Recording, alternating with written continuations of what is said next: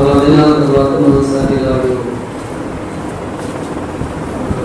ఫిజికల్గా చేరడానికి స్థితిస్తూ ప్రారంభిస్తున్నాను. మీరు కూడా నాకు ప్రారంభిస్తున్నట్టు కృతజ్ఞతలు తెలియవస్తున్నాను. స్థానిక సంఘానికి ప్రత్యేకమైన కృతజ్ఞతలు తెలియజేస్తున్నాను. మంచి సమయాన్ని మనం చేకూర్చున్నాం. దేవుని గ్రంథంలో నుండి మనకు వచనాలు సహాయం చెబుతున్నాం. అపోస్తలుడైన పౌలు రోమా సంఘానికి రాసిన పత్రిక 11వ అధ్యాయం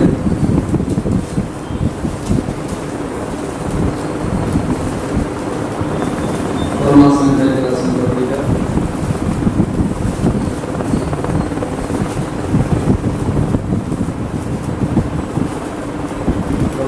అధ్యాయం మొదటి నుండి వచనాలు సహాయపడిన చెబుతున్నా. అలాగైన నేను హృదయమునగా దేవుడు తన ప్రజలను విసర్జించిన నేను కూడా ఇశ్రాయేలును అబ్రహాము సంతానమందరి బెన్యామీను గోత్రములకు పుట్టినవాడు. తాను ముందెరిగిన తన ప్రజలను దేవుడు విసర్జింపలేదు. ఏలియాను గురించిన మార్గంలో లేఖనం చెప్పినది మీరు ఎదుగలరు. వారు మీ ప్రవక్తలను చంపిరి, మీ బలిపీఠములను పడగొట్టిరి. నేను అక్కడనే మిగిలి ఉన్నాను, మా ప్రాణం తిరిగి కూర్చున్నానని ఇశ్రాయేలునకు విరోధులుగా దేవుని ఎదుట వాదించున్నాడు. అయితే దేవోక్తి అతనితో ఏమి చెప్తున్నది? బయలుకు మోకాళ్ళలోని 7,000 మంది పురుషులను నేను శేషముగా ఉంచుకుని ఉన్నాను. అలాగని అప్పటి కాలంలో సైతం కృప యొక్క ఏర్పాటు చొప్పున శేషం మిగిలి ఉన్నది. అది కృపచేతనైన ఎడల ఇకను ప్రేరములమైనది కాదు. కానీ ఎడల కృపను ఇకను కృప కాకపోవును. అలాగైన ఏమను ఇశ్రాయేలు నిలిపినది ఏదో అది వారికి దొరకలేదు. ఏర్పాటు పొందిన వారికి అది దొరికిన తక్కిన వారు కఠినైన ఇందు విషయమై నేటి వరకు దేవుడు వారికి నిద్రనకు గల మనసును చూడలేని కనులను వినలేని చూడనిచ్చి ఉన్నాడని వ్రాయబడి ఉన్నది. మరియు వారి భోజనము వారికి గురిగాను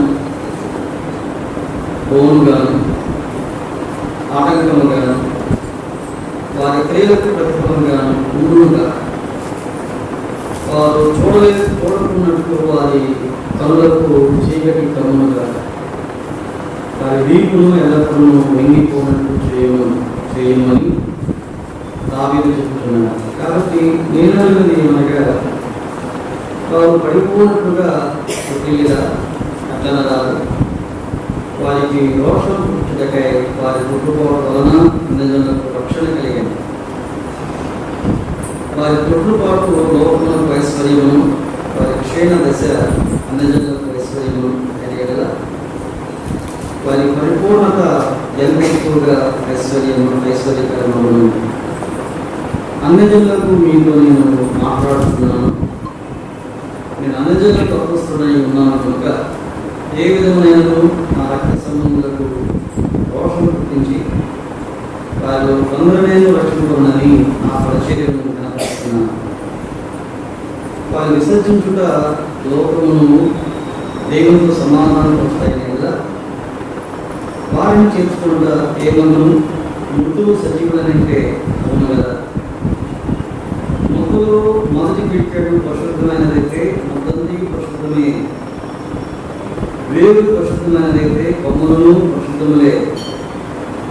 అయితే కొమ్మలు కొన్ని విడిచిపడి అడవి ఒలివ కొమ్మ ఉన్న నీవు వాటి మధ్యన కట్టబడి ఒలివ చెట్టు యొక్క సారవంతమైన వేరులో వాటితో కలిసి పాల్గొన్న ఎడల ఆ కొమ్మల పైన నీవు వసించను. నీ వసించినవా వేరుని భరించున్నది కానీ నీవు వేరును భరించుటలే. అందుకు నేను అంటు కట్టబడిన మీద కొమ్మలు విడిచివేయబడినవని నీ విశ్వాసం బట్టి నిలిచివేయబడి, నీవైతే విశ్వాసం బట్టి నిలిచిన గర్వింపక భయపడు.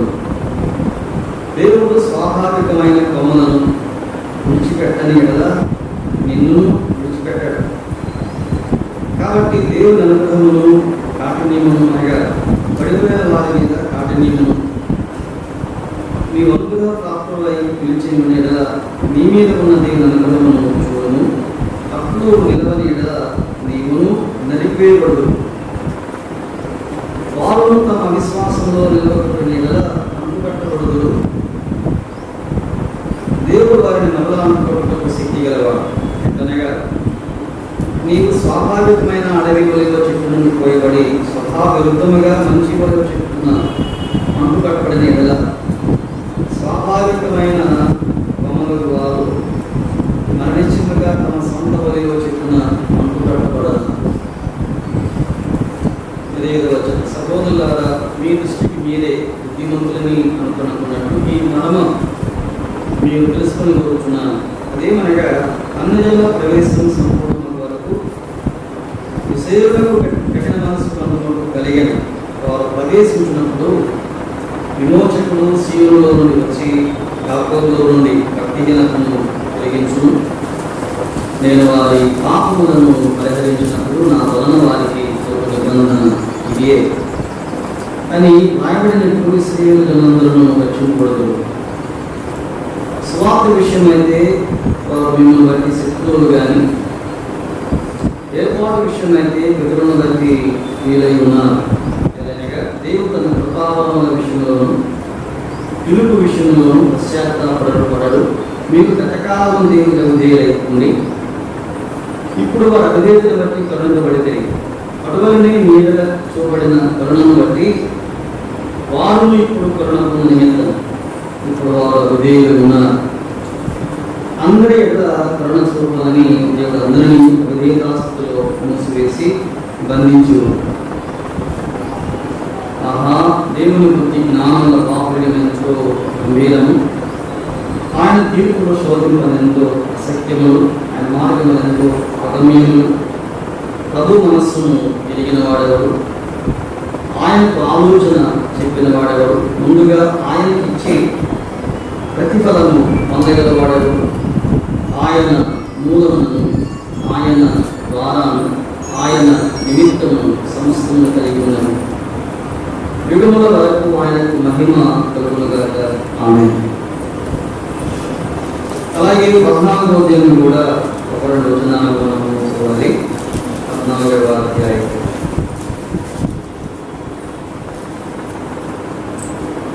వచనము 1 చూస్తున్నాను. 14వ వచనం, విశ్వాస విషయమై బలహీనమైన వారిని చేర్చుకోండి, ఆయనను సమస్యను తీర్చుటకు పాదములను పెట్టుకున్నారు.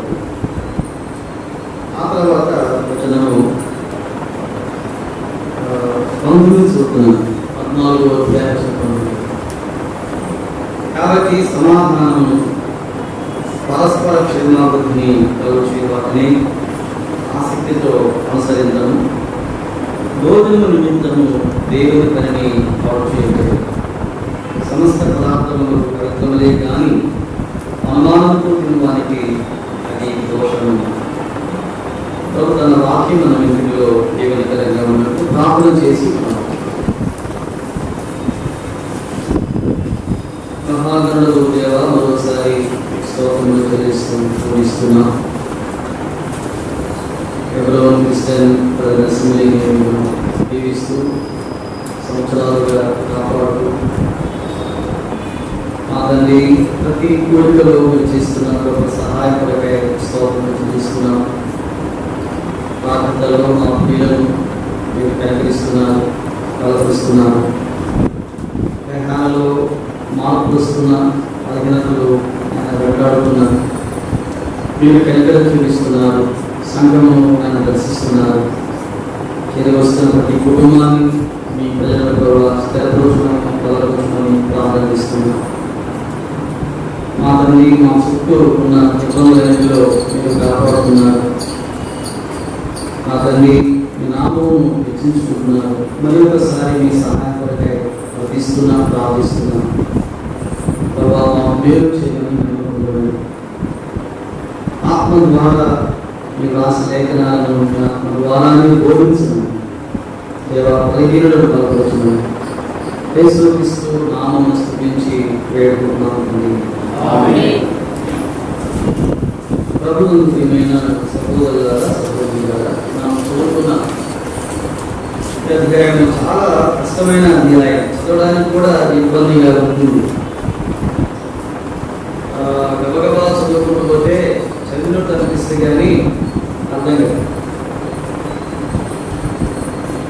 రోమా పత్రికలో 3 అధ్యాయాలు చాలా స్పెషల్గా ప్రత్యేకంగా కనబడతాయి. 9వ అధ్యాయం, 10వ అధ్యాయం, 11వ అధ్యాయం. ఈ 3వ అధ్యాయంలో ఒక్కసారి చదవడం ద్వారా మనకు ఒక అంశం అర్థమవుతుంది. ఈ 3వ అధ్యాయంలో ఇశ్రాయేలీయుల పట్ల ఆయనకున్న సంకల్పం, నేటి దినాలలో ఆయనకున్నటువంటి ఉద్దేశం, అలాగే సంఘం పట్ల ఆయనకున్నటువంటి ఆలోచన, ఈ 2 విషయాలు ఆ 3వ అధ్యాయం చాలా స్పష్టంగా కనబడతాయి.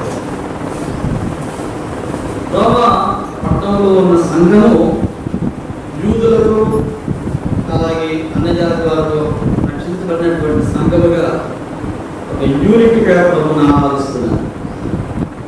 ఇరువురు ఒకే సంఘంలో ఉండడం సంతోషమే కానీ ఇబ్బంది. 2 మతాల వారు, 2 అభిప్రాయాలు కలిగినటువంటి వారు, 2 రకాలైన ఆచారాలు కలిగినటువంటి వారు, వారి ఆచారాలు అలవాట్లు మానుకోవడం, కొత్త ఆచారానికి వారు లొంగిపోవడం, ప్రభువును ఆరాధించడం, కలిసి ఉండడానికి ప్రయత్నం చేయడం చాలా కష్టం. యూదా మతం గొప్పది అనే ఆలోచన స్త్రీల వారికి ఉన్నది. మాది మతం తక్కువన, అన్యమతం అని వీరికి ఆలోచన ఉన్నది. ఇద్దరిని సమానంగా చూస్తూ సంఘం యొక్క విలువలను కాపాడుకోవడం చాలా కష్టం. రోమా పట్టణంలో ఉన్న సంఘాలు లేక చిన్న చిన్న గుంపులుగా ఉన్నటువంటి సంఘం, అందుకే రోమాలో ఉన్న దేవుని వీళ్ళకు అన్న ఉద్దేశం ఏంటంటే, పెద్ద టౌన్ కనుక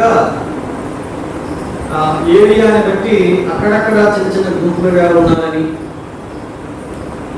అందరూ ఒక చోటికి రాలేకపోతున్నారని, మొత్తానికి రోమాలు దేవుని పిల్లలు ఉన్నారు. అందరికీ కలిపి ఒకే పత్రిక పౌలుగా రాస్తున్నారు. వాస్తవానికి రోమా పట్టణంలో ఉన్నటువంటి సువార్త తాను వీరుగా చెప్పి ప్రభువులోనికి వారిని నడిపించి రక్షించినటువంటి సంఘముగా ఎవరి ద్వారా ఏర్పడిందో వివరాలు లేవు. అపోస్తల కార్యాల గ్రంథం 2వ అధ్యాయంలో ఆధారం కనబడుతుంది. పేతురు గారి యొక్క వర్తమానం విన్నవాళ్ళు 3,000 రక్షించినటువంటి వాళ్ళు రోమాలోని వారు కూడా ఉన్నారు అని చిన్న ఆధారం దొరుకుతుంది. చూడండి, అపోస్తల కార్యాల గ్రంథం 2వ అధ్యాయం, అపోస్తల కార్యాల గ్రంథం 2వ అధ్యాయం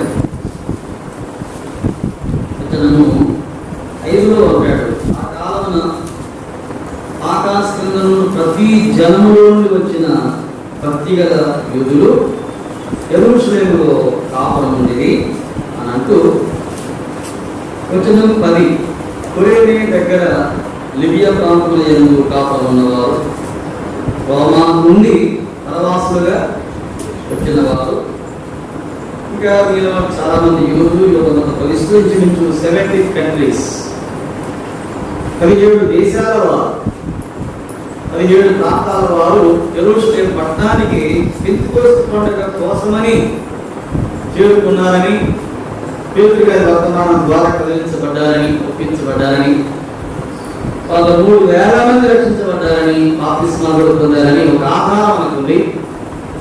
ఆ 3,000 మందిలో రోమాలోని వారు కూడా ఉన్నారు. వీళ్ళు వెళ్ళి అక్కడ నిలబడగా అక్కడ సంఘం ఏర్పడింది. ఇండైరెక్ట్ గా పేతురు గారికి ఇక మనం పేతురు గారి పేరు చెప్పుకోవచ్చు. సువార్త అందించినటువంటి వారు పేతురు గారని చెప్పొచ్చు. కానీ వీరు ద్వారచినటువంటి వారు రోమా పట్టణానికి వెళ్ళి వారు కూడా సొంతంగా పనిచేయగా రక్షించబడ్డారు. సంఘాలు ఏర్పరచబడ్డాయి, ప్రభువును ఆరాధిస్తున్నారు. పౌలు గారికి కొరత ఉంది. పత్రికలు ఆయన జ్ఞాపకం చేసుకున్నాడు. మొదటి అధ్యాయంలో చూడండి, ఒక మాట చూద్దాం. రోమా పత్రిక మొదటి అధ్యాయంలో వచ్చిన ఆధారం చూద్దాం. రోమా పత్రిక మొదటి అధ్యాయం 8. మీ విశ్వాసం సర్వలోకమున ప్రచురం చేయబడుచుటను బట్టి మొదట మీ అందరి నిమిత్తం యేసుక్రీస్తు ద్వారా నా దేవునికి కృతజ్ఞతలు చెల్లించున్నాను. ఇప్పుడు ఎలాగైనాను ఆటంకం లేకుండా మీరు వచ్చుటకు దేవుని చిత్తం నాకు వీలు కలుగునేమో అని నేను ప్రార్థన చేస్తున్నాను. 15వ అధ్యాయంలో మీరు కూడా రావాలని ప్రార్థన చెయ్యనని ఫస్ట్ చాప్టర్లో తాను చేస్తున్నానని చెప్పాడు. 15:30 వచనాలలో మీరు చెయ్యండి అని కూడా పౌలు గారు కోరుకున్నాడు. కనుక రోమా పట్టణానికి వెళ్ళాలని సువార్త వారికి అందిన వాక్య సత్యం వారు బోధించాలని పౌలు గారికి ఆశ ఉంది. అది తీరలేదు అని కాదు, కానీ తాను అనుకున్నట్టుగా తీరలేదు, దైవజనుడిగా చేరలేదు, కానీ ఖైదీగా చేయలేదు. రోమా ప్రభుత్వం కింద ఖైదీగా చేయబడ్డాడు. తీసుకుని వెళ్ళారు. 2 సంవత్సరాలు రోమా పట్టణంలో చెరసాలలో ఉంచినప్పుడు పౌలు గారు వచ్చాడు, చూద్దాం పదండి అని ఎవరెవరైతే వెళ్ళారో ఆ 2 సంవత్సరాలు అద్దె ఇంట ఉంటూ వారికి దేవుని రాజ్యాన్ని పూర్తిగా చెప్పాను అని అపోస్తల కార్య గ్రంథంలో మనకు ఆధారం దొరుకుతుంది. కాబట్టి పౌలు గారికి ఆశ తీరినట్లే. తాము అనుకున్నట్టుగా కాకుండా దేవుడు సూచించిన ప్రకారంగా తన ప్రార్థనలు అంగీకరించాడు. His prayers are answered, but not in the way what he planned, but in the way God had planned. తాము అనుకున్నట్టుగా కాకుండా దేవుడు ప్లాన్ ప్రకారం చేసిన ప్రకారంగా అలా ఉన్న తన ప్రార్థన అంగీకరించాడు. మన పట్ల కూడా అంతే కదా, ప్రార్థన నెరవేరుతుంది, కానీ మనం అనుకున్నట్టుగా మాత్రం కాదు. మన ఆశ తీరుతుంది, కానీ మనం ఆలోచన చేసినట్టుగా కాదు. Process may be different, but the prayers must be answered. అంగీకరించబడతాయి. దేవుడు ప్రార్థనలు అంగీకరిస్తాడు, ఆయన యాక్సెప్ట్ చేస్తాడు. యాక్సెప్టబుల్ ప్రేయర్స్ కి ఆన్సర్స్ ఉంటాయి. అనుకూలమైనటువంటి ప్రార్థనలకు జవాబు తప్పకుండా ఉంటాయి. రోమాకు వెళ్ళాల్సిన సువార్త ప్రకటించడం అనేది an acceptable request. అది అనుకూలమైనటువంటి మనవే, ప్రభుత్వానికి వ్యతిరేకం కాదు. కొన్ని మనవులు ఉంటాయి ప్రభుకి ఇష్టం కానివి, మనమెంత గోజాడినా ఆన్సర్ ఏంటంటే నో. పౌలు గారి యొక్క పరిచర్యలో అద్భుతం జరిగింది. రోమా పట్టణానికి అపాసలుగా అపోస్తలుడుగా వెళ్ళలేదు కదా, ఒక క్రిమినల్గా, ఒక ఖైదీగా, ఒక నేరస్తుడిగా. అప్పుడు అదే ఉంటూ దేవురాజ్యాన్ని పూర్తిగా బోధించాడు. అప్పటికే రోమా పట్టణంలో ఉన్న లుసుగులు పౌలు గారికి అర్థమయ్యాయి. రోమా సంఘంలో కూడా బలహీనతలు ఉన్నాయా అంటే ఉన్నాయి. పౌలు గారు చేసినటువంటి 2వ యాత్రలో అప్పటికే రోమా పట్టణంలో ఉన్నటువంటి సంఘంలో కొన్ని బలహీనతలు జ్వరబడ్డాయి. అందుకే పౌలు గారు రోమా పట్టణానికి, రోమా సంఘానికి ఒక ఉత్తరం రాస్తున్నారు. ఆ ఉత్తరంలో చాలా అంశాలు ఉన్నాయి. చెప్పాలంటే లెందీ ఎపిసోడ్, ఒక 16 అధ్యాయాలైనటువంటి చాలా పెద్ద ఉత్తరం అది. తాము స్థాపించిన సంఘాల పుస్తకాలు రాశాడు. కొరింథీ సంఘం, ఎఫెసీ సంఘం, ఫిలిప్పీ సంఘం, తెస్సలోని సంఘం, వాటికి అంత పెద్ద ఉత్తరం రాయాలి.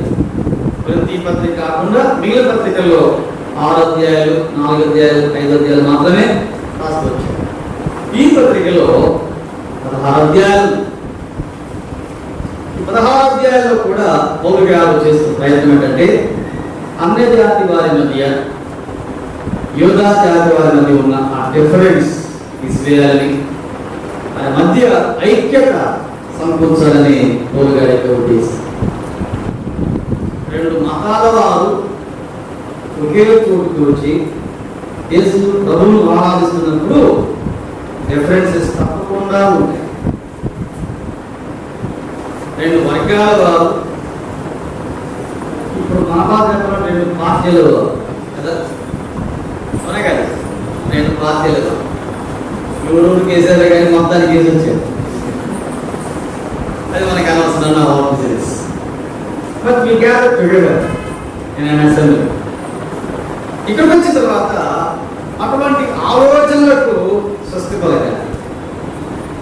We are one in Christ Jesus కదా. మనం ప్రభువుని ఆరాధించేవారు, సేవించేవారు, పూజించేవారు, ప్రభువుని కనపరిచేవారు.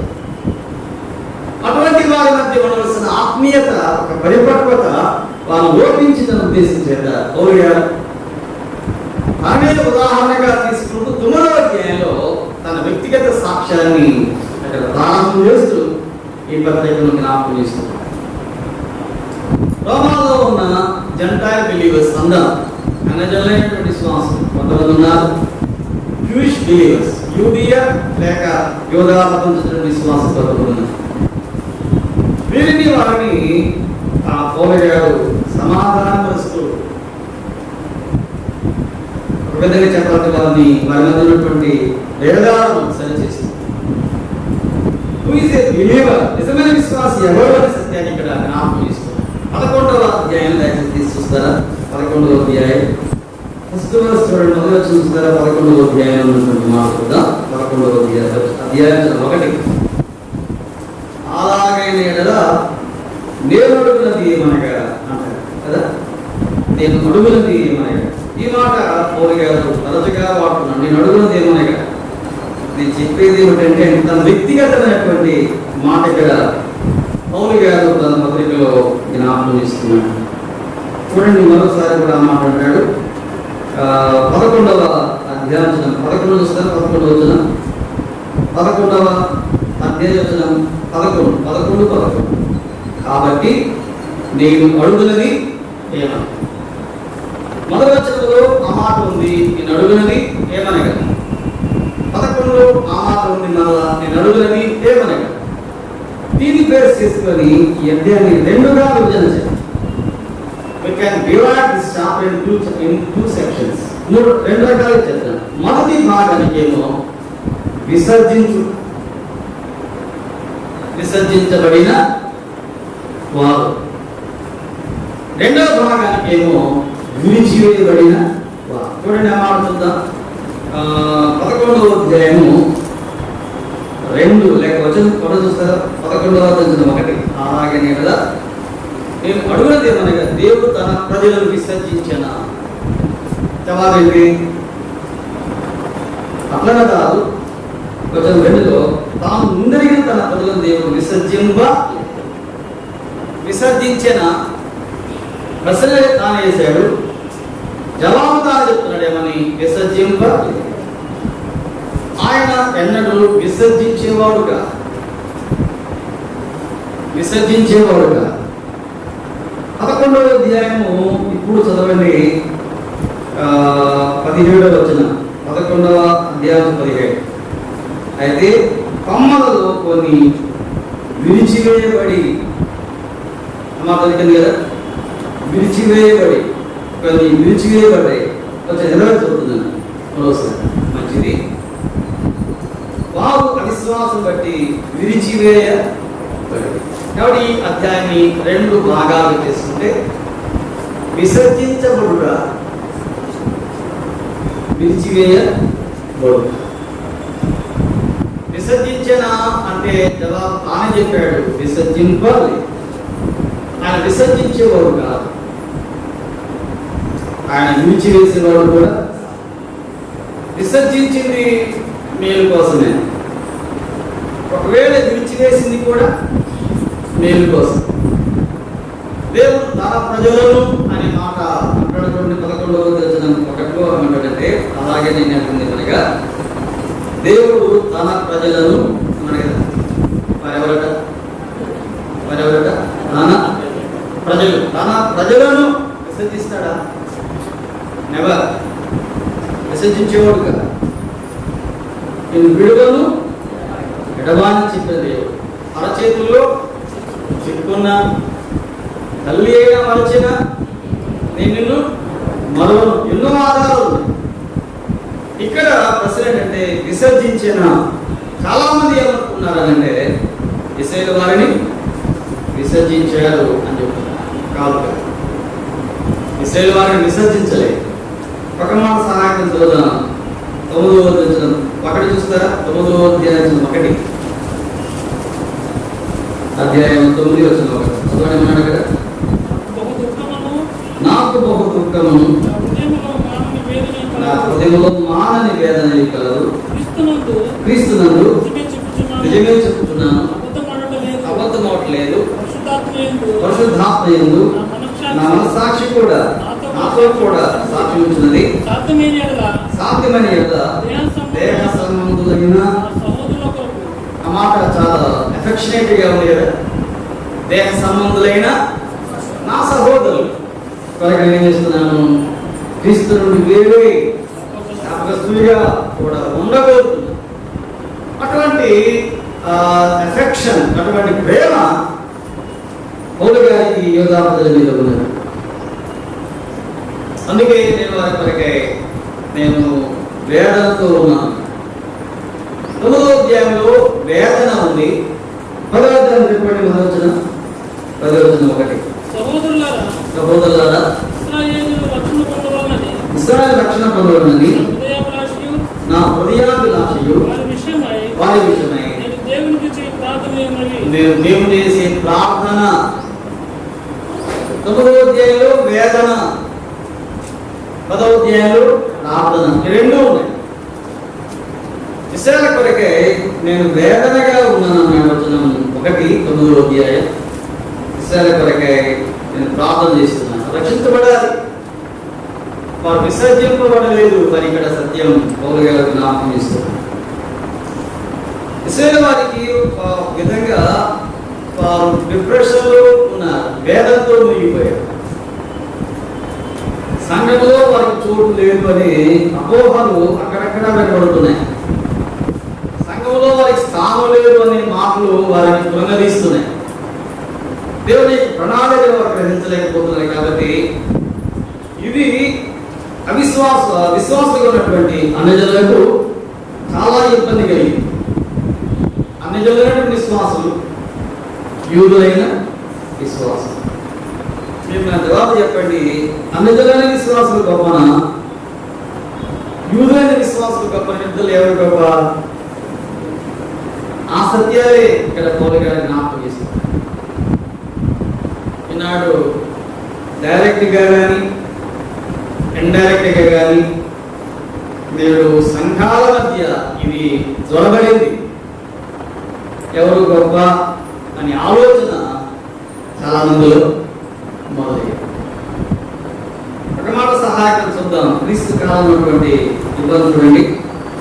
మార్కు సువార్త 9వ అధ్యాయం. చాలా ఆ వాక్య భాగం తెలుసు కానీ మనం జ్ఞాపకం చేసుకున్నాం. చూడండి, మార్కు సువార్త 9వ అధ్యాయం.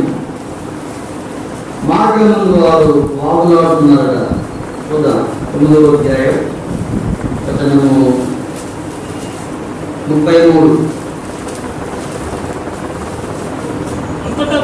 అంతటా వారు కపెర్నహూమునకు వచ్చిరి. ఎవరు గొప్పవాడు? మార్గములో ఏం చేస్తున్నారట? మేము గొప్ప. నిజంగా చెప్పాలంటే 12 మందిలో అపోస్తలులు ఒక్కొక్కరికి ఒక్కొక్క సెపరేట్ గొప్పలు ఉన్నాయి. ఎవరికి వారే గొప్పవారే. పేరు తక్కువగా గొప్పవాడే, యోహాను తక్కువగా గొప్పవాడే, తోమా తక్కువగా గొప్పవాడే, మత్తయి తక్కువగా గొప్పవాడే. ఇండివిజువల్ గా ఒక్కొక్కరికి వారికి వ్యక్తిగత గొప్పలు ఉన్నాయి. When they gather together collectively in one form, they should think that God ఇంకో వారు ఒక గ్రూప్గా చేరుకున్నప్పుడు వ్యక్తిగతంగా గొప్పలున్నా కూడా ఒక చోట చేరినప్పుడు వ్యక్తిగతమైనటువంటి గొప్పలను ప్రక్కన పెట్టాలి అనే ఆలోచన శిష్యులకు లేదు. అందుకే మేము గొప్ప అని వారు బాధలాడుతున్నప్పుడు ఇంటికి చేరిన తర్వాత ప్రభు అని కూర్చోబెట్టి వారి యొక్క వాదన గురించి చెప్పండి అని చెప్పి ప్రభు ఇంటికి చేరడం అంటే క్రీస్తు న్యాయపీఠమే మా అమ్మను చేరవలసిన ఇల్లు. క్రీస్తు న్యాయపీఠం చేరుకున్నప్పుడు మనం గొప్పలన్నీ బయటికి తీస్తారు కదా. ఇప్పుడు మార్గంలో ఉన్నామని తెగవే గురించి ప్రభు యొక్క మార్గంలో ఉన్న అలో చేదే మార్గంలో రోమాపత్రికలో కూడా ఇటువంటి ఇబ్బందులు ఉన్నాయి కాబట్టి పౌలు గారి ఇక్కడ జ్ఞాపకం తీసుకున్నాయి కాబట్టి విషయాలను ఆలోచన చేద్దాం. దయచేసి చూడండి 11వ అధ్యాయం 1 చదవడం జరుగుతుందా వివరాల్లోకి మనం వెళ్దాం. 11వ అధ్యాయం వచనం 1. అలాగని నేను అడిగినది ఏమనగా దేవుడు తన ప్రజలను విసర్జించినా అట్లా విసర్జించాడా అనకూడదు. కొంతమంది అంటున్నారు దేవుడు ఇశ్రాయేలు వారిని విసర్జించాడు, మమ్మల్ని ఎన్నుకున్నాడు, మమ్మల్ని ఏమో కోరుకున్నాడు, వారినేమో విసర్జించాడు అని కొంత గలిబిలి చేస్తున్నారు. అన్య జాతి వారు ఎక్కువగా ఊహించుకుంటున్నారు, యూదా జాతి వారిని కించపరుస్తూ మాట్లాడుతున్నారు. అన్య జాతి వారికి ఒక అతిశయం ఏర్పడింది, ఒక అహంకారం ఏర్పడింది. వాటి కింద బాగా అన్నాడు మనం కాపాడబోతున్నాం. అన్య జాతి వారికి ఒక అతిశయం, ఒక అహంకారం ఏర్పడింది. అందుకే అన్యజాతి వారి పట్ల దేవుని కృప ఉందని, యూదా జాతి వారి పట్ల దేవుని కృప లేదని, వారు త్రోసివేయబడినటువంటి ప్రజలని వారిని విసర్జించాలని వారి యొక్క ప్రచారం చేస్తున్నారు కదా. అందుకే ఇప్పుడు వారు జవాబు చెప్తున్నాడు పౌలు గారు, అటు అనరాదు, విసర్జించలేదు. రుజువేంటి? ఫస్ట్ ఎగ్జాంపుల్ ఎవరంటే పాల్ హిమ్సెల్ఫ్. పౌలే ఒక మంచి ఉదాహరణ. చదవండి మాట్లాడుతున్నాం. ఒకటి చూస్తారా, నేను కూడా ఎవరిని ఇశ్రాయేలునే మరి విసర్జించాడు అని మీరు అంటున్నప్పుడు నన్ను కూడా పౌలు ఏం చేయాలి? విసర్జించాలి. an evidence and example of his love towards Jewish people. యూదా ప్రజల పట్ల దేవుని ప్రేమ ఇంకా తొలగిపోలేదు అనడానికి ఉదాహరణ నేనెవరిని? ఇశ్రాయేలు వాడను. తొలగని చెప్పాడు బెన్యామీను గోత్రీకుని. నేను క్రీస్తు వాడను, నేను ఇశ్రాయేలు వాడను. పౌలు గారి యొక్క బాధ దేవుడు ప్రారంభం చేశాడనంటే తన వ్యక్తిగతమైన సాక్ష్యంతో ప్రారంభం చేశాడు. ఒక చిన్న మాట చెప్పాలి, ఏ డిబేట్ అయినా దేంతో ప్రారంభించాలంటే నీ వ్యక్తిగత సాక్ష్యంతోనే ప్రారంభం చేయాలి. You are the best example for all the debates. ప్రతి వాదనకు నీవే చక్కని ఉదాహరణ ఉండాలి. వ్యక్తిగతమైన సాక్ష్యం ఇక్కడ పౌలు గారు ఇక చెప్పుకుంటున్నాడు. ఈ started his personal individual testimony. పౌలు గారు ఒకప్పుడు ఎలా ఉన్నాడు, ఇప్పుడు ఎలా మారిపోయాడు. ఒకప్పుడు దూషకుడు మీకు తెలుసు కదా, హింసకుడును తెలుసు కదా, హానికరుడును తెలుసు కదా, ఎటువంటి కఠినులను, ఎటువంటి వ్యక్తిను, ఎటువంటి శత్రువును మీకు తెలుసు కదా. వాస్తవానికి శిక్షకు పాత్రుని చెప్పాడు కదా పౌలు గారు తిమోతికి రాస్తూ, నేను పాపులలో ప్రధాన హామీ. రోమపత్రిక 7వ అధ్యాయం చెప్పాడు, నేనెంత దౌర్భాగ్యుడనో కదా, నేను దౌర్భాగ్యుడు. పౌలు గారు చెప్పాడు పాపుల్లో ప్రధాన పాత్రుని, ఎట్టి మరణములకు లోనుకు శిరించిన ఎవడు విడిపించిన. అయ్యో ఎంత దౌర్భాగ్యుడా ఒక సాక్షి. సహోదరి సహోదరుడా, ప్రతి నోరు మూయబడాలంటే, లోకంలో ఉన్న ప్రతి విమర్శకు ముగింపు రావాలంటే ఒక వ్యక్తి యొక్క వ్యక్తిగత సాక్ష్యమే జవాబు. మీకు నాకదుందా వ్యక్తిగతమైనటువంటి సాక్షి ఇక్కడ పౌలు గారు తీసుకొచ్చి మాట్లాడారు. వారెవరో మీరెవరో అనే అవన్నీ సెకండరీ, అవన్నీ తర్వాత సంగతి కదా. తర్వాత పౌలు గారు ఏరియాని జ్ఞాపకం చేస్తున్నాడు, దావీదుని జ్ఞాపకం చేస్తున్నాడు, చాలా రెఫరెన్సెస్ తీసి మాట్లాడుతున్నాడు. పౌలు గారు అవన్నీ జ్ఞాపకం చేస్తూ వారితో మాట్లాడుతూ ఒక బాధన వారికి ఒక ఒప్పుదల చేయడానికి కోరుకున్నాడు. కానీ వారి నోరు ముయించేది తన వ్యక్తిగతమైన సాక్ష్యమే. సహోదరి సహోదరుడా, దేవుని ప్రేమ మన పట్ల రుజువైంది అని చెప్పడమే మన నుండి దేవుడు కోరుకున్న ఒక మంచి వాదన. How the Lord has shown mercy and tenderness towards us. మన పట్ల దేవుడు చూపించినటువంటి ఆ కనికరం, ఆ ప్రేమ, ఆ దయ చెప్పడమే ఇతరుల నోళ్ళు ముగించగలం. రోమా పట్టణంలో, రోమా సంఘంలో క్రిటిక్స్ ఉన్నారు, విమర్శ చేసేవారు ఉన్నారు, తేడా తెచ్చేవారు ఉన్నారు, సమస్యలు తెచ్చేవారు ఉన్నారు, ఒకరు ఎక్కువ ఒక తక్కువ అని భావం తీసుకొచ్చేవారు ఉన్నారు. ఈ ప్రతి సమస్యకు, ఈ ప్రతి విమర్శకు ముగింపు ఎక్కడంటే మన వ్యక్తిగతమైన సాక్ష్యమే. పౌలు చెప్పాడు, నేను కూడా ఎవరిని ఇశ్రాయేలు ఆచారాలు ఉన్నాయి, మతం ఉంది కదా, పరిసేయుడను తిరుపతిలో చెప్తున్నాడు, పరిసేయుడను నేను గోత్రికులను చాలా విషయాలు చెప్పాడు. ఎక్కడెక్కడ తన వ్యక్తిగతమైనటువంటి సాక్ష్యం అవసరమో అక్కడ ప్రతిసారి కూడా పౌలు చెప్పడానికి వెలుగాడు. తిరుపతిలో చెప్పాడు, గోపతిలో చెప్పాడు, సారి జ్ఞాపకం చేస్తారే ఉన్నాడు. పౌలు వ్యక్తిగతమైన సాక్ష్యానికి ఉన్నటువంటి విలువ, వ్యక్తిగత సాక్ష్యానికి ఉన్నటువంటి బలము మరి దేనికి లేదు. పౌలుగా చెప్పాడు, నేను కూడా సెలవుని ఇప్పుడు మాట చెప్పాడు. వచ్చిన అక్కడ అబ్రహాము చాలా దూరం వెనక్కి వెళ్ళిపోయాడు పౌలుగా.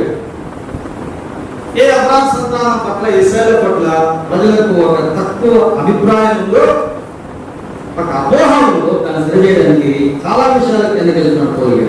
నేనెవరిని అబ్రహాం సంతానం కాదు, నేనెవరిని ఇశ్రాయేలు వాళ్ళను కాను, నేనెవరిని బిన్యామీను గోత్రీకులు కాను. ఏమండి, వ్యక్తిగతమైనవి తీసుకురావచ్చా అని ఒక వ్యక్తి ఒకవేళ ప్రశ్న చేస్తే, వ్యక్తిగతం తీసుకోవాల్సిన అవసరం ఉంది కాబట్టి పౌలుగా జ్ఞాపకం చేస్తున్నాడు. ఒకవేళ వ్యక్తిగతమైన గొప్పతనాలు తీసుకోవాల్సిన అవసరం లేదు కనుక తీసుకోవాల్సి వస్తామని పౌలుగా చెప్తున్నాడు. నేను ఇశ్రాయేలు వాడను, అబ్రహాం సంతానంలో వాడను, బెన్యామీను గోత్రి. అబ్రహాం సంతానం అంటే ప్రామిస్ తీసుకెళ్ళాను కదా. అబ్రహాం సంతానం అంటే ఒక వాగ్దానం ఉంది, ఒక ప్రత్యేకమైన వాగ్దానం. ఇశ్రాయేలు అంటే ద లా ఈజ్ గివెన్. ఇశ్రాయేలు అంటే ధర్మశాస్త్రం మనకి ఇయ్యబడింది. వాగ్దానం మాత్రమే కాకుండా వారికి ధర్మశాస్త్రం కూడా ఇయ్యబడింది. బెన్యామీనులను ద ల్యాండ్ ఈజ్ గివెన్ అంటే భూమి కూడా ఇవ్వడు. ఈ మూడు ఉన్నాయి. పౌలుగా చెప్తున్నాడు, ఒక వాగ్దానం ఉంది, ఒక ధర్మశాస్త్రం ఉంది, వాగ్దత్త భూమి ఉంది. ఈ మూడు మాత్రం ఉన్నాయి. అబ్రహాము సంతానం ద్వారా నేను వాగ్దానానికి వారసుడు, ఇశ్రాయేలు ద్వారా ధర్మశాస్త్రానికి హక్కుదారుని, బెన్యామీను గోత్రం ద్వారా నాకు భూమి నిరీక్షణ ఇవ్వబడింది. కాబట్టి మూడు విషయాల్లో 3 ఏరియాస్ కూడా నేను ఆధిక్యత కలవా, రివిలేషన్ ఆడుతుంది. అవును, విసర్జించలేదు. మీరు జవాబు చెప్పండి. స్టెఫను చనిపోవడానికి కారకుడు ఎవరు? పౌలే. చాలా మందిని బాధపడడానికి కారకుడు ఎవరు? పౌలు. ఇటువంటి వ్యక్తిని ఏం చేయాలి? మరణకు పాత్రుడు అని కాలేసి పడ్డారు. ప్రేమ అలా చేయలేదు. దేవుని ప్రేమ అలా చేయలేదు. పౌలు గారి యొక్క వాదనలో రెండు ఉన్నాయి. ఒక దేవుని ప్రేమ కనబడుతూ ఉంది, తన వ్యక్తిగతమైన సాక్ష్యం మార్పు కనబడతాడు. ఆయన ప్రేమ చూపించాడు, దేవుని ప్రేమ చూపించాడు. పౌలు గారు పశ్చాత్తాపం కనబడతాడు. రెండు కనబడాలి. దేవుని ప్రేమ లోకానికి కనబడాలి. ఒక వ్యక్తి యొక్క విశ్వాస పశ్చాత్తాపం నిలబడలేదు. రెండో ఉన్నాయి. పౌలు గారు అన్నాడు, వ్యక్తిగతంగా పశ్చాత్తాపడుతున్నాడు పౌలు గారు. దేవుని ప్రేమ ఒక వ్యక్తిని మార్చేది, దేవుని ప్రేమ ఒక వ్యక్తిని కదిలించేది, ఒక వ్యక్తి యొక్క సాక్ష్యం. ఒక వ్యక్తిని కదిలించేది దేవుని ప్రేమ, ఒక వ్యక్తిని నోరు మూసేలాగా చేసేది వ్యక్తిగత సాక్ష్యం. రెండు కూడా పౌలు గారు ఉపయోగిస్తున్నారు. ఇంకొక మాటతో చూస్తాం 11వ అధ్యాయంలో రెండు చదవడం చూద్దాం. 11వ అధ్యాయం తాను ముందెరిగిన తన ప్రజలను రెండు సార్లు ఇక్కడ జ్ఞాపకం చేస్తున్న ఒక మాట. అదేంటంటే తన ప్రజలు మరెవరు? ఇశ్రాయేలు ఎవరు? తన ప్రజలే. ఆయన తన ప్రజలను ఆయన ఎన్నడూ విసర్జించలేదు. సత్యాన్ని ఇక్కడ పౌలు గారు జ్ఞాపకం చేస్తారు. తన ప్రజలను విసర్జించిన చదువు చూద్దాం. 11వ అధ్యాయము 2 చూద్దాం. 2వ వచనం 2. తాను ముందరిగిన తన ప్రజలను విసర్జించలేదు. ఏలియాను గురించిన భాగంలో లేఖనం చెప్పుకున్నది మీరు కదా. రెండవది తర్వాత ఆలోచించేద్దాం. రెండవది వాక్యం. మొదటిది వ్యక్తిగత సాక్ష్యం, రెండవది వాక్యం. ఏం జ్ఞాపకం చేస్తున్న పౌలు గారు? కథలో జ్ఞాపకం చేయడం వల్ల, తన అనుభవాలలో జ్ఞాపకం చేయడం వల్ల, ఏవేవో జ్ఞాపకం చేయకుండా పౌలు గారు చేస్తున్నటువంటి రెండో పని వచనము 2 ప్రకారం లేఖనము ఏమి చెప్పుచున్నది. He directs them to the word of God. దేవుని వాక్యం వైపుకు వారిని మళ్ళిస్తూ మాట్లాడతాడు. దేవుని వాక్యం వైపుకు వారిని మళ్ళించి మాట్లాడనే ఒక వాదనకు పరిష్కారం. ఇక్కడ వాదన ఉంది. యూదులు గొప్పన, అన్య విశ్వాసులు గొప్పనని. ఈ వాదనకు పరిష్కారం ఏంటంటే నీ వ్యక్తిగతమైన మార్పు ఒక పరిష్కారం. రెండవది వాక్యం ఒక పరిష్కారం. మనమందరం కూడా దేవుని వాక్యం వైపుకు మళ్ళించబడాలి, దేవుని వాక్యం వైపుకు నడిపించబడాలి.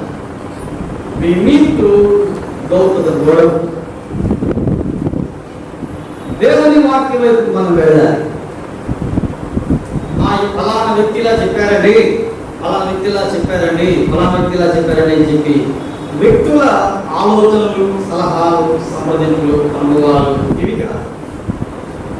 ఇక్కడ పౌలుగా చెప్పినట్టు రెండవ ఏంటంటే లేఖనము what the word of God says, what the Bible says, what the word of God says. దేవుని వాక్యం ఏం చెప్తుంది? నికాదు బ్రదర్, వాక్యం వల్ల పక్కన పెట్టండి. నేను చెప్పేది ఏంటంటే అలాంటి కాదు నువ్వు చెప్పేది కాదు, నేను చెప్పేది కాదు.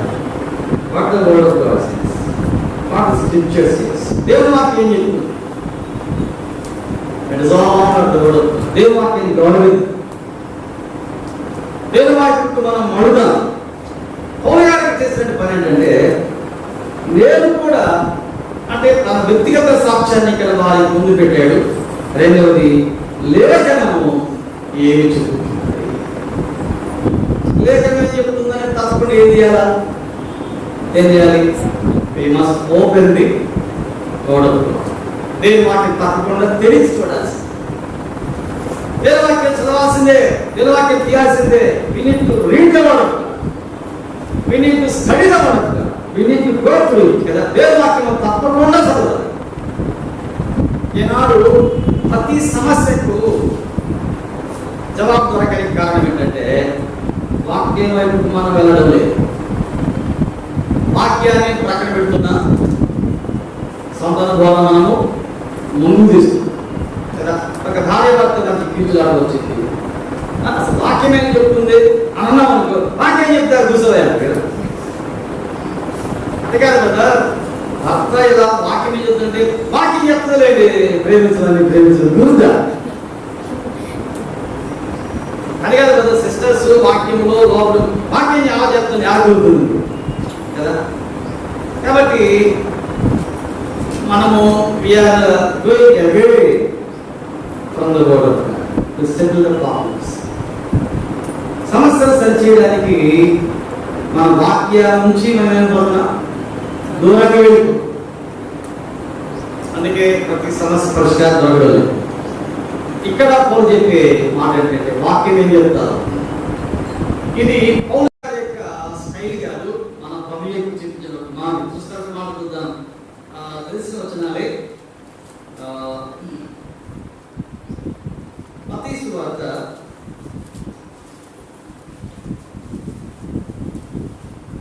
15వ అధ్యాయంలో ఒక మాట చూద్దాం.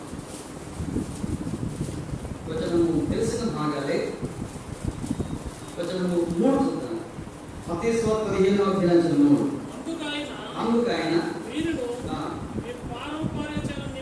మీ పారంపర్యాచరణ నిమిత్తమై దేవుని ఆజ్ఞను అతిక్రమిస్తున్నారు. వచనము 6.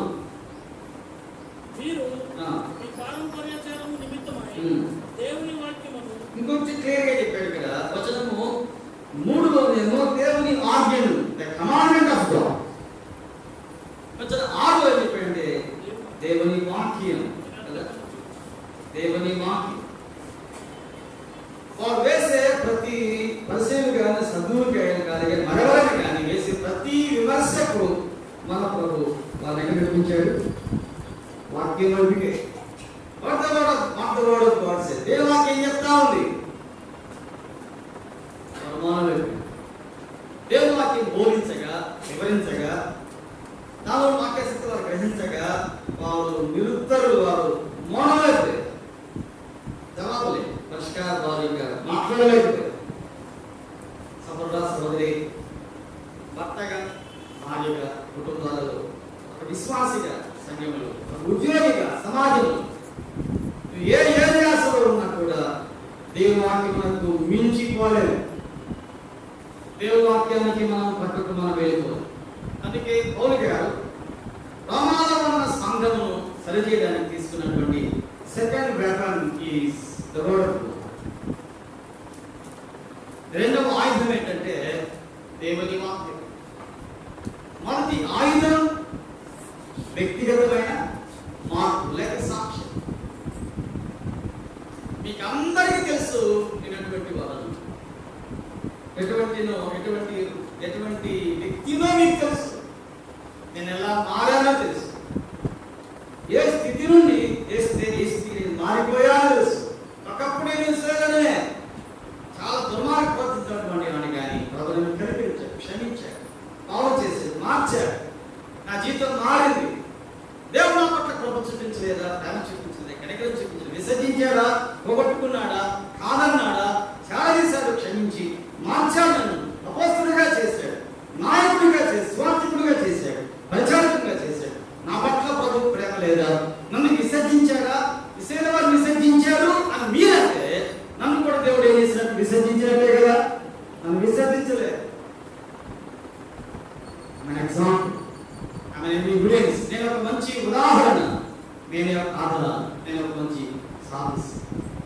సహోదరి సహోదరుడా, నువ్వు చెప్పగలవు, ప్రభు నన్ను మార్చాడు, నేను మారాను. నేనే దీనికి జవాబు, నేనే దీనికి రుజువును, నా సాక్ష్యమే, నా మారిన జీవితమే, నా మారిన బ్రతికే అని చెప్పగలవు. రెండవది పౌలు గారు పెంచినటువంటి సాధనం ఏంటంటే దేవుని వాక్యం వైపుకు కదా. పౌలు గారు ఏం చేస్తున్నాడు, వారు మనిషి లేఖనం ఏమి చెప్పుచున్నది. ఈ మాట 2 సార్లు కదండి, చాలా సార్లు చూస్తారా. ఆ రోమాపత్రిక 11వ అధ్యాయం తీసుకోండి. రోమాపత్రిక 11వ అధ్యాయం వచనము 4, 11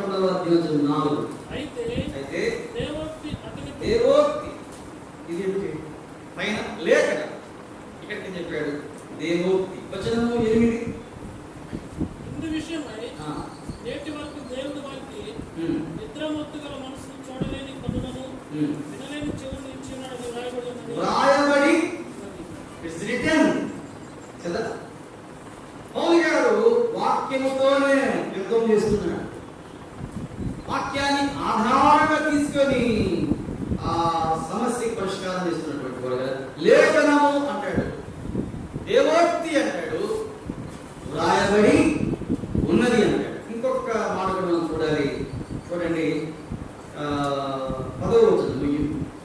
వారు చూడకున్నట్లు వారి కన్నులను చీకటి కమ్మును గాక, వీరి వీపును ఎల్లప్పుడూ వంగిపోనట్లు చేయుము అని దావీదు చెప్పుచున్నాడు. దావీదు ఏం చేస్తున్నాడు?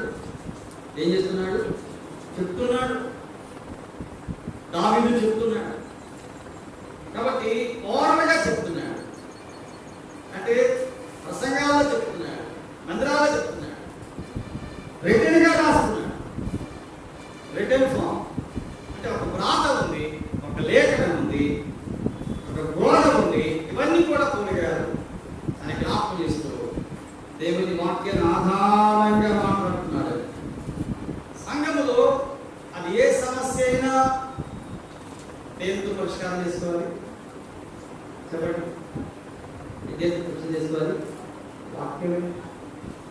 బ్రదర్, వాక్యమే చెప్తుంది బ్రదర్ అనేవారు ఈనాడు తగ్గిపోయారు. వాక్యమే చెప్తుంది బ్రదర్, వాళ్ళు ఎవరు సిస్టర్స్ ప్రసంగాలు చేస్తారంట, మనకి చేయలేదంట, గోరేదాన్ని భూమి ఏ సంఘం ఈ సంఘం అన్నప్పుడు ఇంకో సిస్టర్ వచ్చి వాక్యమే చెప్తుందంటే వాక్యం చెప్తుందమ్మా కదా. వాక్యమే చెప్తుంది. What the word of God says. Baptism తీసుకోవాలా?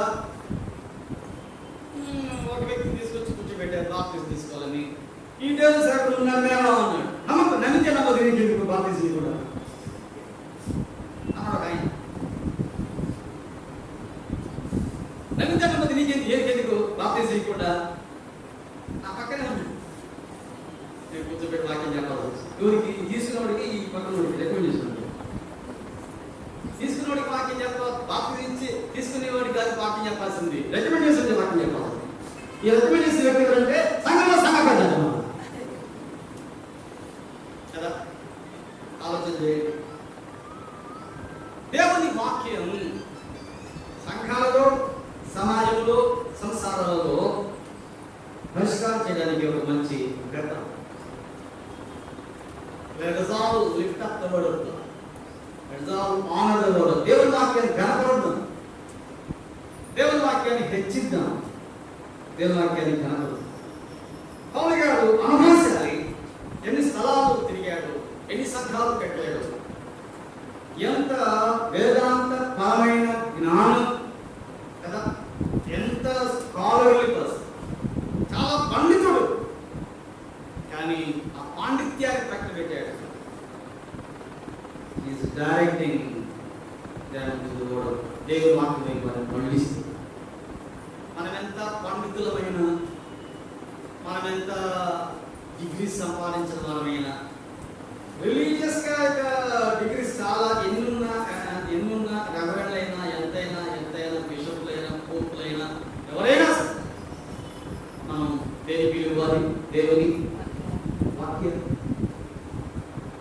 పౌలు గారు చేస్తున్నటువంటి 2 ఆయుధాలు, ఒకటేంటంటే వ్యక్తిగతమైన సాక్షి, రెండవది వాక్యం. మూడవది కూడా చూద్దాం. చూడండి, రోమాపత్రిక 11వ అధ్యాయంలో 3rd weapon, what he used to settle the problem. చూడండి, వచనం 2 చదువుతారా? వచనం 2.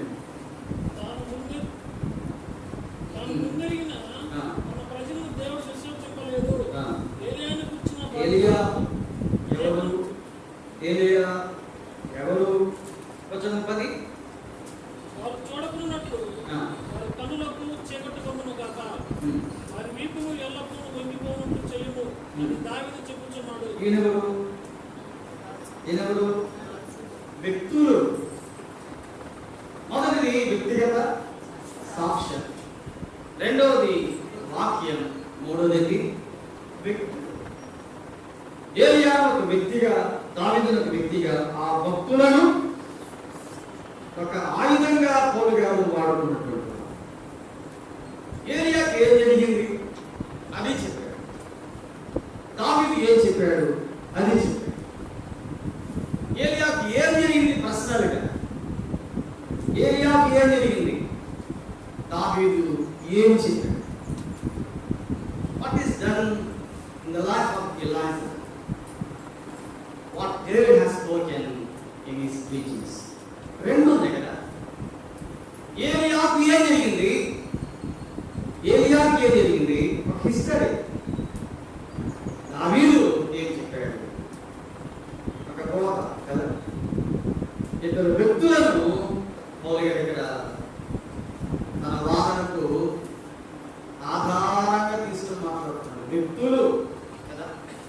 ఇప్పుడు పౌలు ఒక సాక్ష్యం, వాక్యము ఒక ఆధారం, చుట్టూ ఉన్న భక్తులు కూడా ఒక ఆధారం.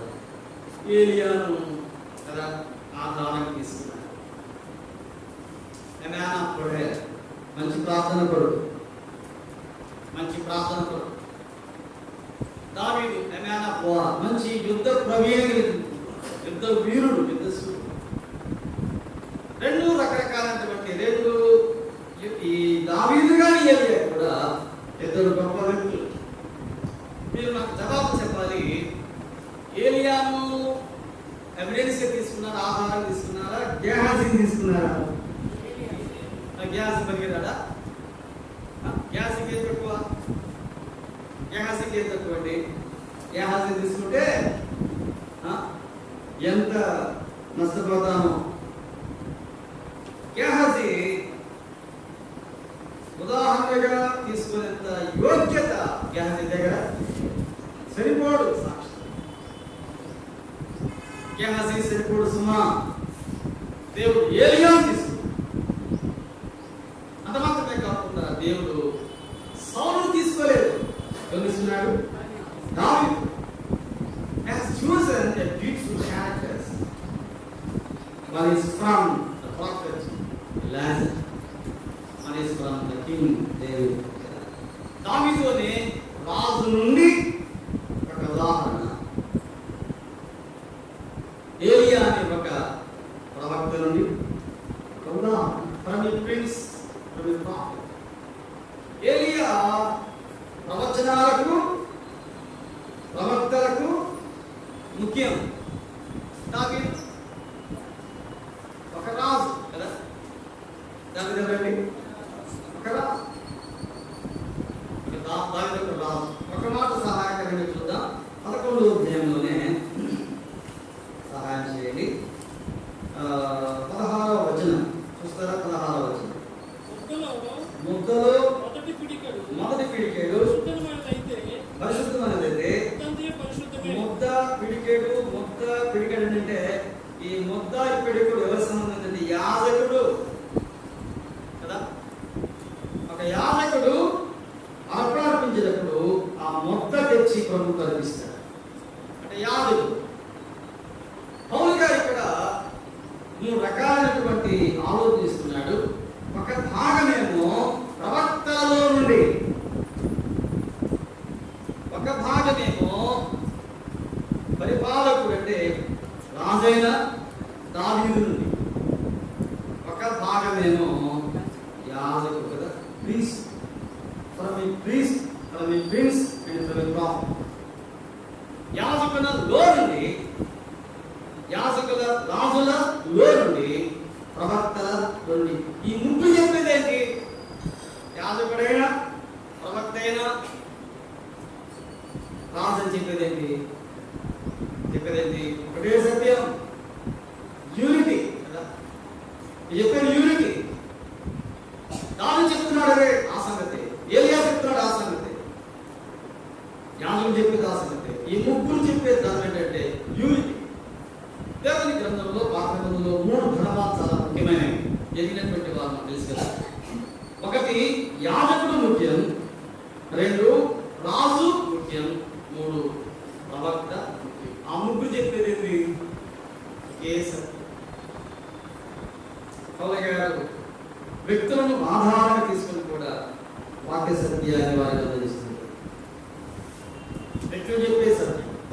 చూద్దాం. చదవండి 11వ అధ్యాయం వచనం 2 చదవండి. వచ్చిన 2 సంఘములో ఐక్యతను సమర్థిస్తూ పోటేసే ప్రయత్నం చదవచ్చు. 2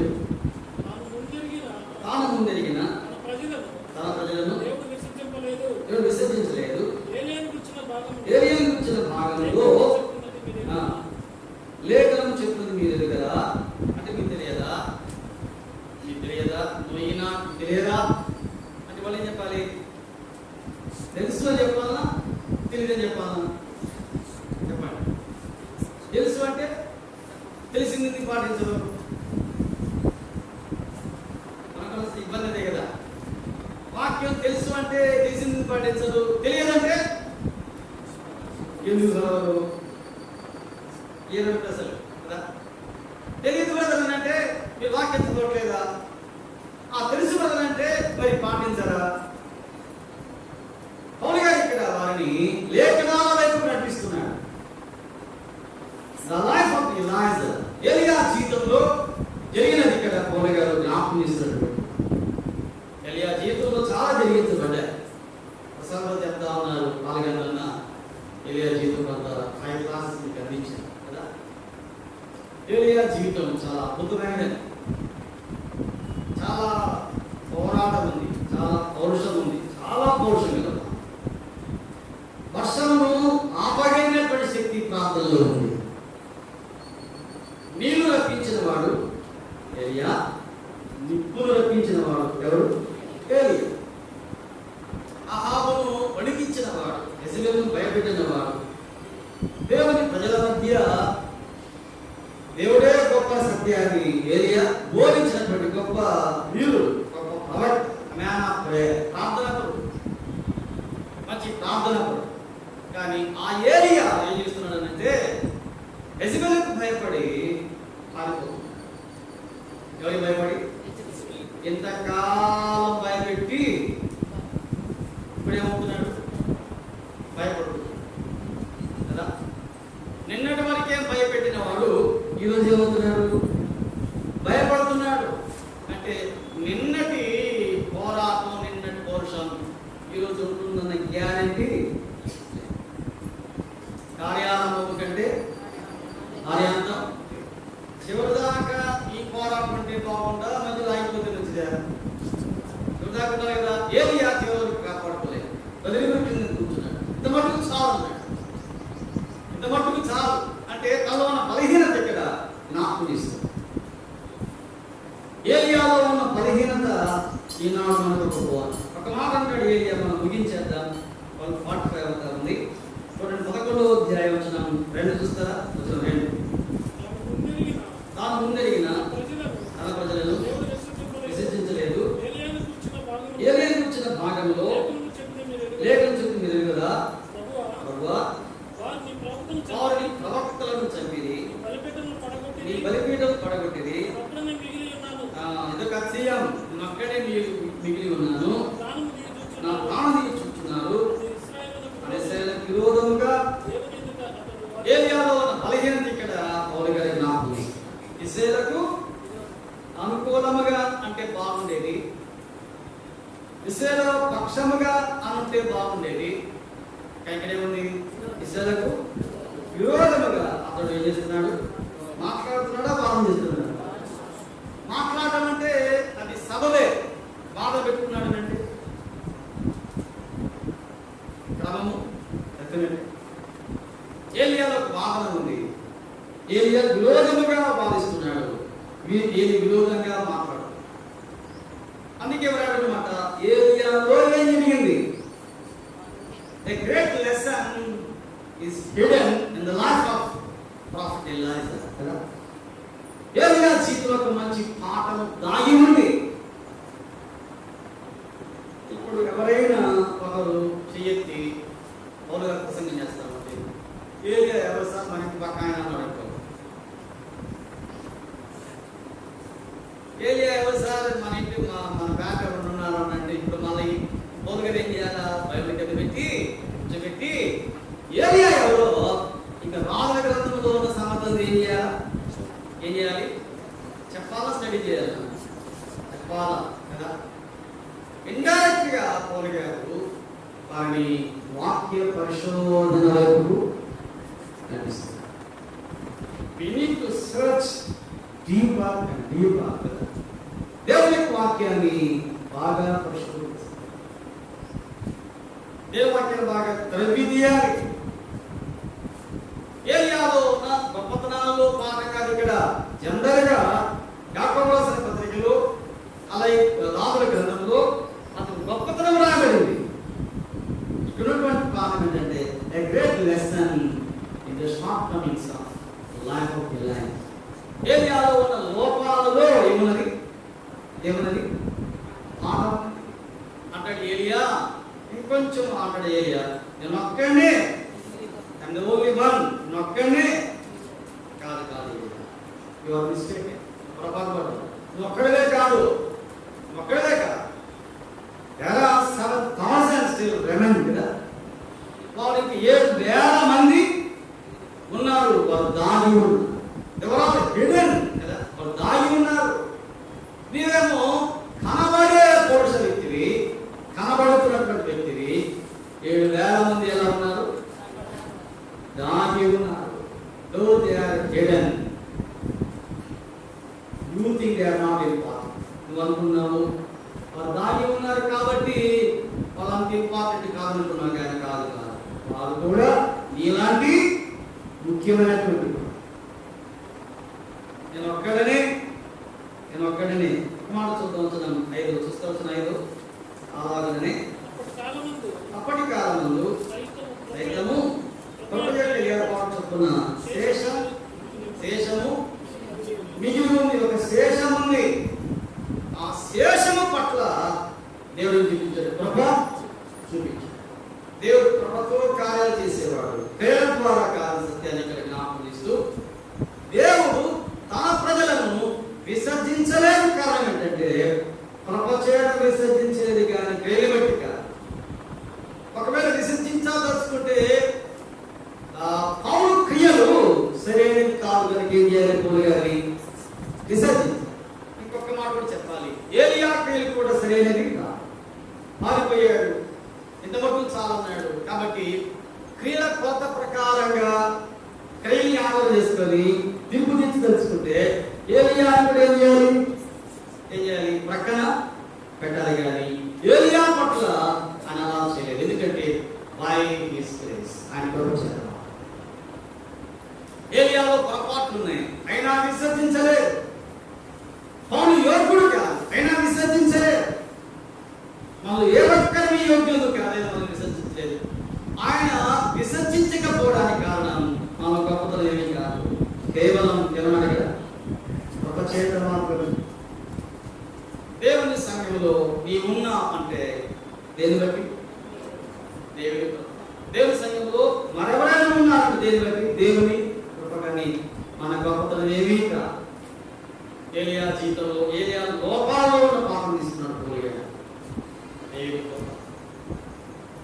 మూడవ ఆయుధం ఏంటంటే, ఒకటి వ్యక్తిగతమైన సాక్ష్యం, రెండవది వాక్యం, మూడవది వ్యక్తుల్లో ఉన్న లోపం.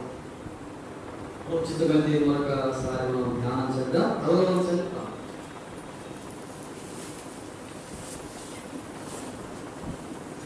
మన వ్యక్తిగత సాక్ష్యం ఇతరులకు నోడు ఊహించేది కూడా దేవుని వాక్యం వైపు మనం నడిపించబడుతున్నాము. వ్యక్తులను, మన చుట్టూ ఉన్న భక్తులను మనం జ్ఞాపకం చేసుకుంటున్నాం. గెహజీని కాదు, ఏలియాని జ్ఞాపకం చేసుకుంటున్నాం. సౌలును కాదు, దావీదును జ్ఞాపకం చేసుకుంటున్నాం.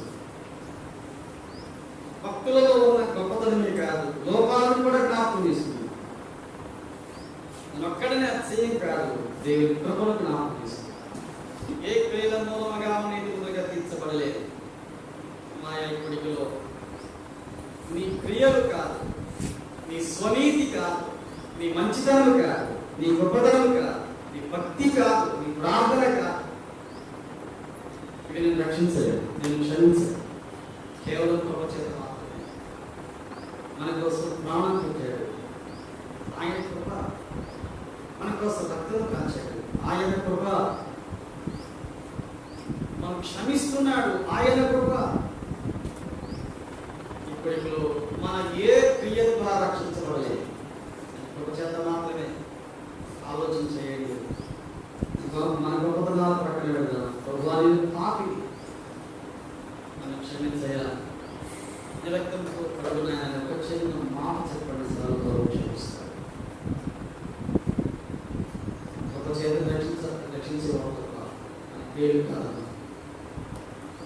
ఆలోచన చేయండి. ప్రభుత్వం ఆశలు మీరు ఎవరికైతే మనకు రావాల్సి తీర్మానం చేయొచ్చు. వ్యక్తిగత సాక్ష్యం కాపాడుకున్నాం, వాక్యాన్ని జ్ఞాపకం చేసుకున్నాం, మా చుట్టూ ఉన్న వ్యక్తులైన భక్తులను జ్ఞాపకం చేసుకున్నాం. మహాదురుడవ దేవ, సర్వాధికారాన్ని తండ్రి, మా ప్రతి సమస్య పరిష్కారం, మా మార్పు అని మీ వాక్యము భక్తులని సత్యాన్ని జ్ఞాపకం చేస్తున్నారు. దీవించదని మా యొక్క సమయాన్ని సిద్ధపరచున్నాము. యేసుక్రీస్తు నామమును స్తుతించి వేడుకుంటున్నాము.